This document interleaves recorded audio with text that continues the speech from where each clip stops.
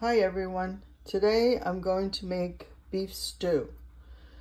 So I have here a chunk of top round roast, which I'll cut up into bite-sized pieces.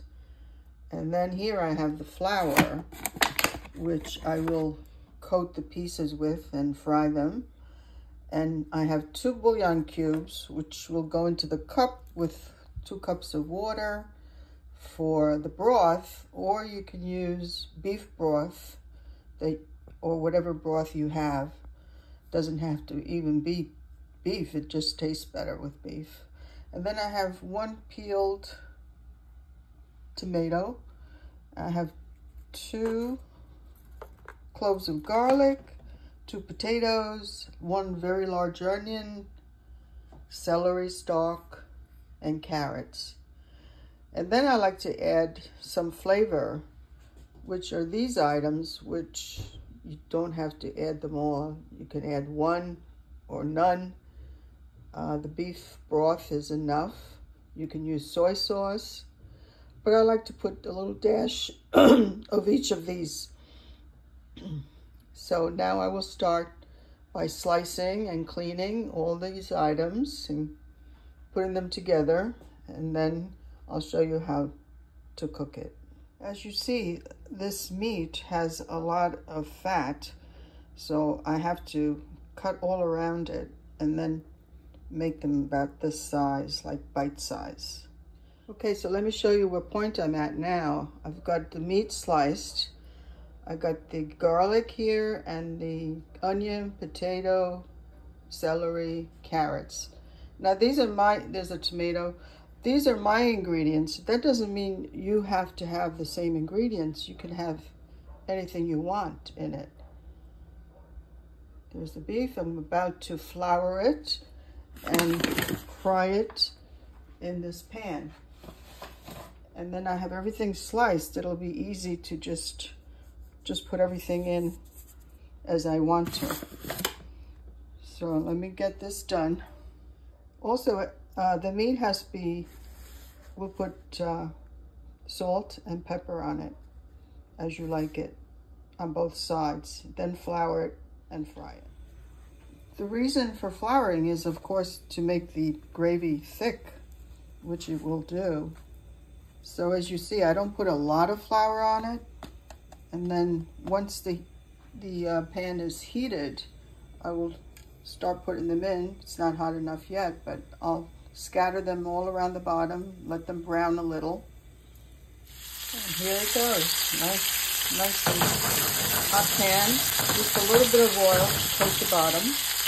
And now I'm cut up the garlic in the cutting board that I used so that it can be coated too with the flour and the pepper and salt that's there.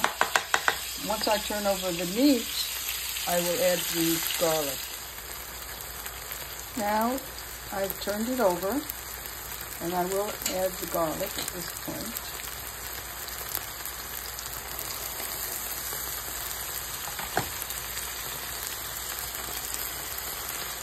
I'll let that cook a little, and then I'll add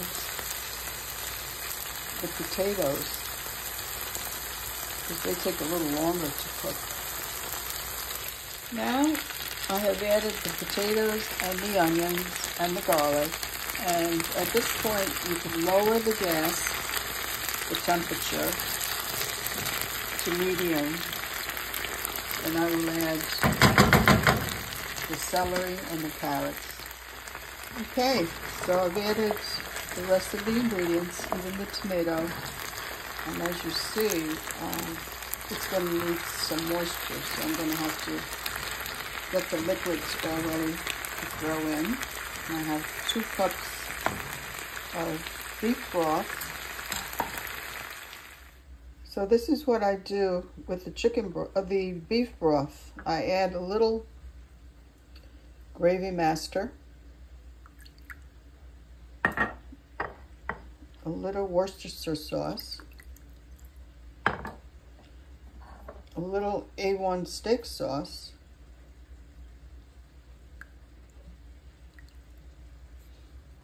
and browning seasoning, which I just happen to have, so I'm going to add a little and mix it all up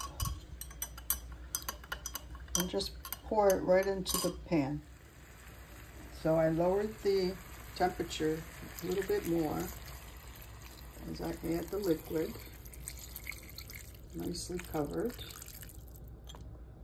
I will rinse this measuring cup a little bit, put a little bit more, and that's it.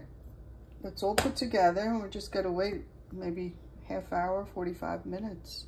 I'll show you the finished product.